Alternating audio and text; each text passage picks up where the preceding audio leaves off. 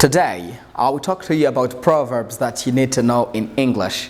English has many proverbs, but you don't have to be like that without any proverb that you can use in English. Ntabwo ugomba kubaho nta mugani n'umwe wakoresha mu Cyongereza. Who said you can't know proverbs in English? Ninde wakubwiye ko utamenya imigani? Today, let's dive into some of the proverbs that I've just chosen for you, and we will look up to the meanings and how you can use them in your conversations. Tugiye kureba uburyo wakoresha imigani imwe n'imwe mu nteruro ukora mu magambo ubwirana n'abantu cyangwa se mu byo muganira. Let's say, too many cooks spoil the broth. Too many cooks spoil the broth. What do you think about this? Ni cya gihe mu Kinyarwanda tuvuga ngo abahigi benshi bayobya imbwa cyangwa se ngo abantu benshi babaye benshi bakugira inama mu bintu birapfa nyine niko bigenda. Too many cooks spoil the broth. Turaza kureba ingero zimwe na zimwe z'uburyo wakoresha uyu mugani. Igihe abantu benshi bari kuvuga ibintu bimwe kandi babibwira umuntu umwe cyangwa bikunze barakuyobya. Ni ngombwa ngo abatetsi benshi babishya ibiryo. Ntabwo bavuga ngo ibiryo biratekwa n'abantu 10 bo buri wese ashyiramo ikirungo cye. It cannot be good. That's what we say. Too many cooks spoil the broth. Great. Now, let's head to the second. If I say, a fool and his money are soon parted. A fool and his money are soon parted. To be parted ni nko gutandukana. Ni nko kuvuga ngo injiji cyangwa se umuntu udafite ubwenge n'amafaranga ye batandukana vuba cyane. What does that mean? If you have money and you are not wise enough, the money will go away very quickly. Iyo udafite ubwenge ukabona amafaranga, akenshi nyine ayo mafaranga mutandukana vuba. A fool and his money are soon parted. That is what it means. We will look up to the meanings, the deep meanings, and how you can use them in your real context conversation. We will look up to how you can use these sentences, these proverbs in your real life conversations with your friends. Let's say, you can't keep your cake and eat it too. This is a bit funny but also meaningful, but it requires you to understand it very well. If I say, you can't keep your cake and eat it too, ni nko kuvuga ngo ntabwo wavuga ngo ngiye kubika cake yanjye cyangwa se ngiye kuyigumana ariko kandi ukaba ushaka no kuyirya. What does that mean? You can't have two great opportunities at the same time.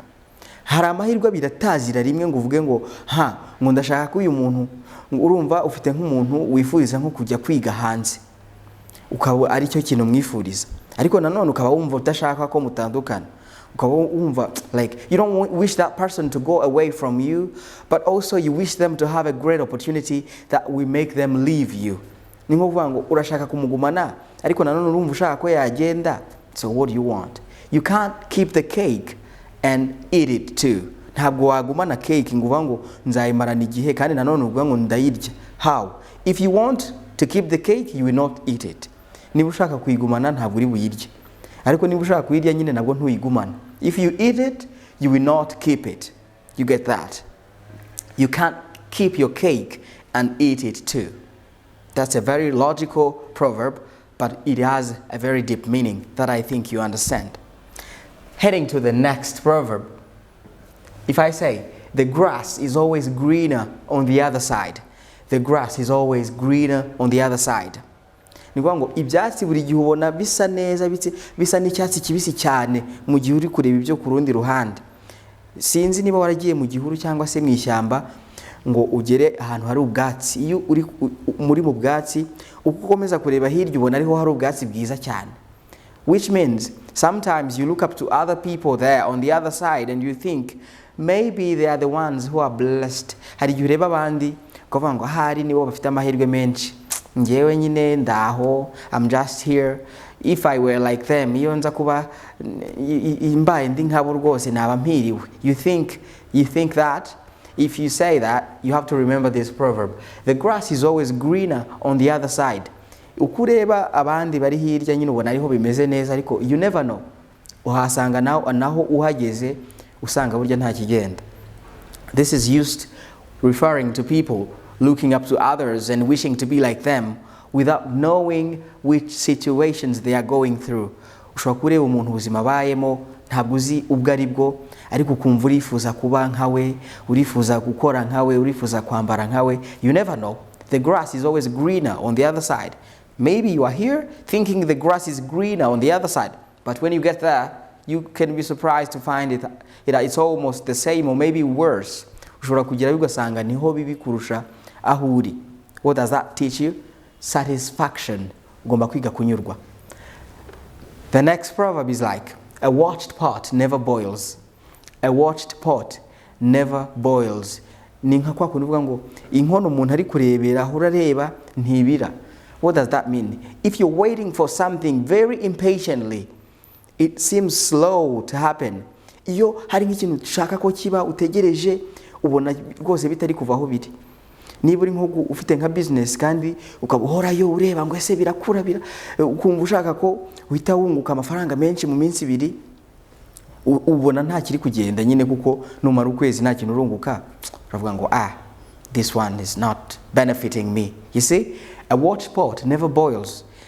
Nyine niba ushaka ko ibintu bihita biba nkongo ushyizeho inkono ku ziko, you are watching it, you are waiting for it to boil, utegereje ko ibira, icyo gihe nyine uzabona bigenda gake. This means you have to learn patience. From this you have to learn patience. Ugomba kwiga kwihangana mu gihe ibintu ubona bitari kugenda byihuta nkuko ubishaka. Ntuwe gukomeza ubihanga ijisho ngo uvuge ngo ngo bigenze bite. No, you have to wait patiently. A watched pot never boils.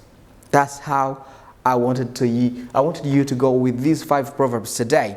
And I'm going to teach you how to embed these proverbs with your words. Hari uburyo buri advanced tujye kwiga bwo kuvanga imigani n'amagambo ya ukoresha bisanzwe, aho kugira ngo ucuye umugani wenda umuntu atazanawumva, you may somehow embed them with your words, saying, for example, we couldn't win at all. We had many coaches, too many cooks.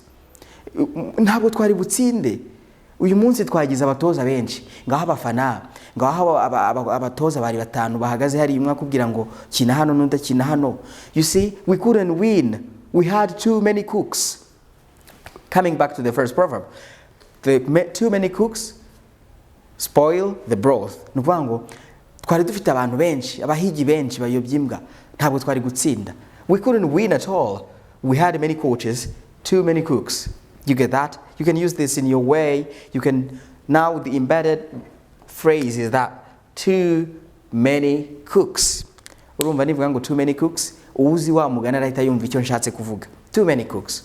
Let's head to the second example. If I say, she wants to pass the exam without studying, how can she keep the cake and eat it too? Arashaka gutsinda kandi nanone atize. Urumva ashaka ibintu bibiri, amahirwe abiri kandi adashoboka ko yombi yayagira. Nukuvuga ngo if she wants to succeed, she will only have to study. She cannot keep being lazy and thinks she will succeed. If she wants to succeed, she will have to revise. How can she keep the cake and eat it too? This is the phrase that I want you to embed with your words. Ni ijambo nashaka ko ukoresha. Ni gute se how can she keep the cake and eat it too? Ni gute wavuga ngo ndashaka gukomeza ntiga ariko kandi nkatsinda. How can that be possible? See, these are words to show that two impossible wishes cannot be realized at the same time. Ntabwo ibintu bibiri by'amahirwe ushaka byahita bibera icyarimwe. One has to be a sacrifice of another. If you want to succeed, you will have to study. If you don't study, you will fail. You cannot keep the cake and eat it too. Heading to the last example in this context, you can say, don't always envy what others have. It might be the other side's grass. Don't always envy what others have. It might be the other side's grass. Ntukajye uhora wifuza ibyo abandi bafite. Hari ubwo wasanga ari bwa bwatsi bwo ku rundi ruhande. The other side's grass, it means ni bya bindi nyine utareba, bya bindi utazi, bya bindi uhora ureba ukabona ari byiza. You think it's always greener. The grass is greener on the other side. You never know what's there. Ntabwo uzi ibyabo. You never know. Don't always envy what others have. Ntukajye uhora wifuza kwitugira ibyo abandi bafite. when you don't know the situation. So, which of these proverbs has been helpful to you? Nuwe mugani wumva wagufashije muri iyi ngiyi cyangwa se wo watangira gukoresha? Write in the comment section and share this video with your friends who like proverbs. Don't forget to subscribe to this channel to keep getting more videos like this. Thank you very much. My name is Teacher Gervais. See you next time.